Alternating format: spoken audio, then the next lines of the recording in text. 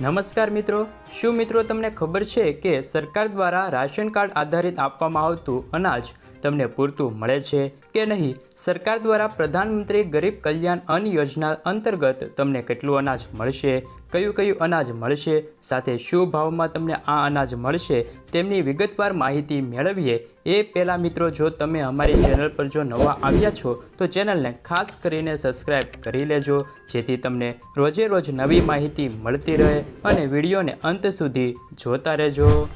મિત્રો, રાષ્ટ્રીય અન્ન સલામતી કાયદા 2013 હેઠળ સમાવિષ્ટ રાજ્યના 71 લાખથી વધુ રાશન કાર્ડ ધારકોને છે તે પ્રધાનમંત્રી ગરીબ કલ્યાણ યોજના અંતર્ગત આવરી લેવામાં આવ્યા હતા। મિત્રો, માર્ચ 2023માં વિનામૂલ્યે અનાજમાં ઘઉં અને ચોખાનું વિતરણ તથા રાજ્ય સરકાર તુવેરની દાળ, ચણા, ઘઉં, ચોખા, ખાંડ, મીઠા સહિત દરના વિતરણમાં સંબંધિત યોજનાઓની અંતર્ગત જાણકારી આપી હતી। મિત્રો, તેમની અંદર આપણે સૌપ્રથમ મિત્રો વાત કરીએ તો પ્રધાનમંત્રી ગરીબ કલ્યાણ અન્ન યોજના હેઠળ કયા અનાજ મળવાપાત્ર રહેશે, તેમનો જથ્થો કેટલો હશે, સાથે ભાવ શું હશે તેમની વિગતવાર માહિતી મેળવીએ। મિત્રો, તો સૌપ્રથમ અનાજની અંદર વાત કરીએ તો ઘઉં છે તે અત્યોદય કુટુંબો સાથે PHH એટલે કે અગ્રતા ધરાવતા કુટુંબોને મળવાપાત્ર રહેશે।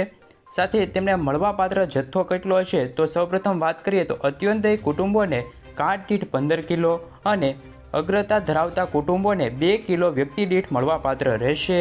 સાથે તેમનો ભાવ સરકાર દ્વારા વિનામૂલ્ય એટલે કે મફતમાં મળવાપાત્ર રહેશે।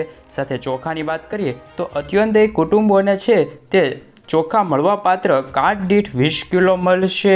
સાથે તેમનો ભાવ પણ સરકાર દ્વારા મફતમાં જાહેર કર્યો છે।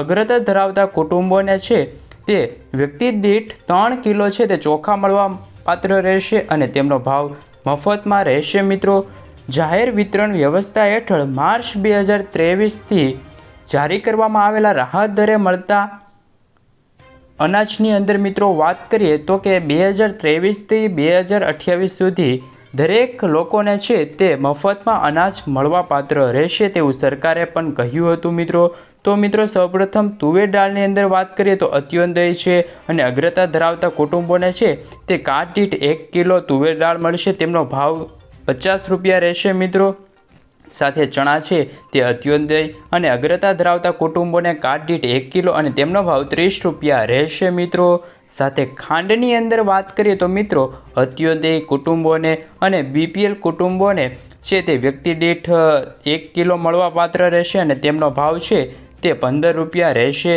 સાથે મિત્રો વાત કરીએ તો મીઠું છે તે અત્યોદય અને BPL રેશન કાર્ડ ધારકો સાથે અગ્રતા ધરાવતા કુટુંબોને પણ મીઠું મળવાપાત્ર રહેશે, તે મીઠું 1 કિલોગ્રામ મળશે અને તેમનો ભાવ 1 રૂપિયો રહેશે। મિત્રો, અગત્યની સૂચના એ છે કે પ્રધાનમંત્રી ગરીબ કલ્યાણ અન્ન યોજના હેઠળ જાન્યુઆરી 2023થી ડિસેમ્બર 2023 સુધી રાષ્ટ્રીય અન્ન સલામતી કાયદા 2013 હેઠળના તમામ લાભાર્થીઓને વિનામૂલ્યે ઘઉં અને ચોખાનું વિતરણ થતું હતું, જ્યારે જાહેર કરવામાં આવેલા વિતરણ વ્યવસ્થા હેઠળ રાજ્ય સરકાર દ્વારા અનઆવશ્યક વીજ વસ્તુઓની જેમાં કે તુવેર દાળ, ચોખા અને મીઠુંનો સમાવેશ થાય છે। તેમની અંદર મિત્રો વાત કરીએ તો કે ભારત સરકાર તથા રાજ્ય સરકારની વિવિધ યોજનાઓનો લાભ લેવા માટે આપણે તથા કુટુંબોના સભ્યોને આધાર કાર્ડની વિગતોને છે તે આધારિત હોય છે। મિત્રો, આ માટે આપણે નજીકના આધાર કેન્દ્રની મુલાકાત લેવી પડશે અને આધાર કાર્ડને રાશન કાર્ડ સાથે લિંક કરવાનું રહેશે, જેમાં એડ્રેસ, ફિંગરપ્રિન્ટ, મોબાઈલ નંબર જેવી વિગતો પણ આપવાની રહેશે। વન નેશન વન રેશન યોજના અંતર્ગત મિત્રો સૌપ્રથમ વાત કરીએ તો દેશમાં અન્ય રાજ્યોમાં તેમજ ગુજરાતમાં કોઈ પણ ગામ કે શહેરમાંથી NFSA રાશન કાર્ડ કઢાવ્યું હોય પરંતુ ધંધા અને રોજગારને લીધે અન્ય ગામ કે શહેરમાં વસવાટ કરતા લાભાર્થી સમગ્ર રાજ્યમાં કોઈ પણ ગામ અથવા તો શહેરમાં વ્યાજબી ભાવેથી એટલે કે દુકાને જઈને પોતાના અંગૂઠા આપીને અંગૂઠાની છાપ આપીને પોતાની ઓળખ પ્રસ્થાપિત કરીને સમગ્ર વર્ષનું અનાજ પણ મેળવી શકે છે, જેમાં વિનામૂલ્ય છે તે ઘઉં અને ચોખા મળવાપાત્ર રહેશે। સાથે મિત્રો વાત કરીએ તો રાજ્યમાં NFSA હેઠળ સમાવિષ્ટ તમામ કુટુંબોને મળવાપાત્ર રાશન 2 રૂપિયા પ્રતિ કિલોગ્રામના ભાવે મળશે તથા ઘઉં છે તે 3 રૂપિયા પ્રતિ કિલોગ્રામના ભાવે મળશે। આ બદલ જાન્યુઆરી 2023થી ડિસેમ્બર 2023 સુધીની આ માહિતી હતી। પરંતુ મિત્રો સરકારે જાહેરાત કરી હતી કે 2028 સુધી તમામ ગરીબ પરિવારોને પ્રધાનમંત્રી ગરીબ કલ્યાણ યોજના હેઠળ મફતમાં અનાજ આપવામાં આવશે મિત્રો। આવું માનનીય મંત્રી શ્રી કુંવરજી બાવળિયાએ પણ કહ્યું છે। તે અન્ન અને નાગરિક પુરવઠા અને ગ્રાહકોની બાબત વિભાગના ગુજરાત રાજ્યના મંત્રી છે મિત્રો। 2024માં રાશન કાર્ડમાં મોટા ફાયદાઓની વાત કરીએ તો મિત્રો જો તમે APL, BPL, AAY ધરાવો છો અને રાશન કાર્ડમાં 6 મહિના સુધી અનાજ લેવા નથી જતા તો તમને અનાજ મળવાનું બંધ થઈ જશે, એટલે કે તમારું રાશન કાર્ડ સાયલેન્ટ કરી દેવામાં આવશે।